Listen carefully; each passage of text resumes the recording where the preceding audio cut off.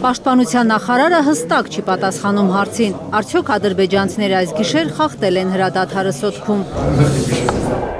Գիշերը հայկական սոցհարթակներում տարածվեցին տեղեկություններ, թե այս գիշեր ադրբեջանցիները ինտենսիվ կրակել են Սոտքի ուղղությամբ։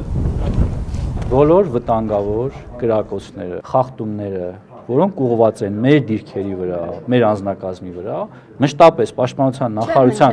կողմից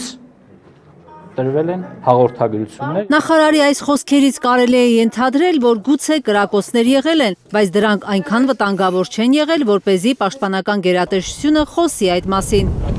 Լրագրողներին Սուրեն Պապիկյանը խորհուրդ է տալիս հետևել միայն պաշտոնական տեղեկություններին։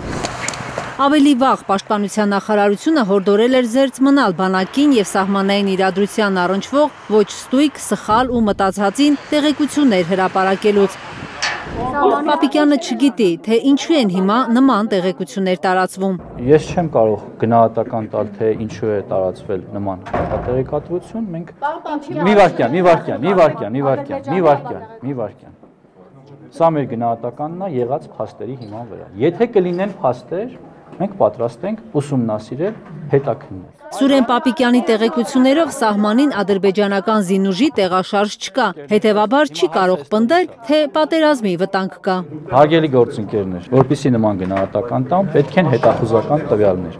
Այս պահին գետնի վրա նման երևույթ տեսանելի չէ։ Մամուլում տեղի ունեցող ապատեղեկատվությունը նրա մասին, որ տեղի են ունենում կուտակումներ, զորքերի տեղաշարժեր, պաշտպանության նախարարությունը չի հաստատում։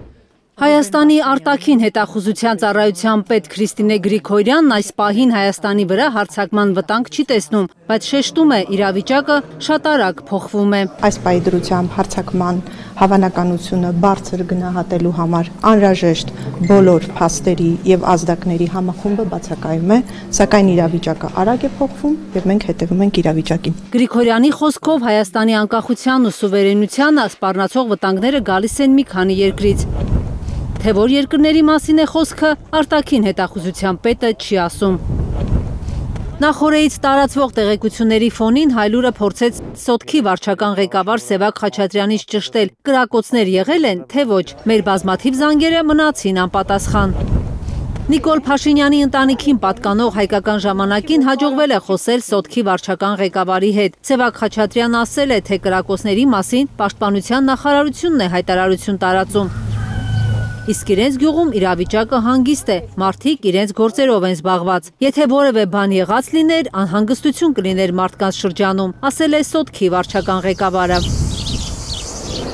Չնայած Բաքուն շարունակում է Երևանին մեղադրել կրակելու համար, Գեղարքունիքի և Սյունիքի սահմանամերձ գյուղերի բնակիչները լրատվամիջոցներին վստահեցնում են, ոչ մի կրակոցի ձայն չեն լսել։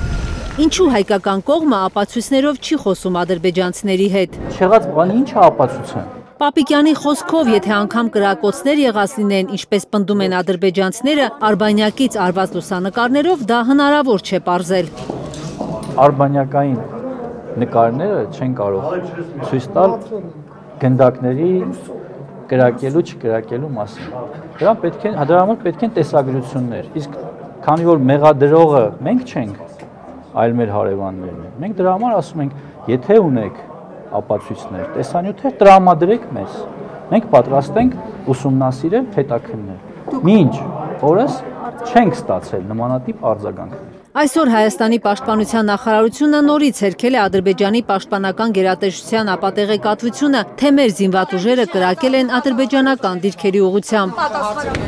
Մեր պաշտպանական գերատեսչությունը հիշեցնում է Բաքվին Հայաստանի վարչապետի աշխատակազմի առաջարկը։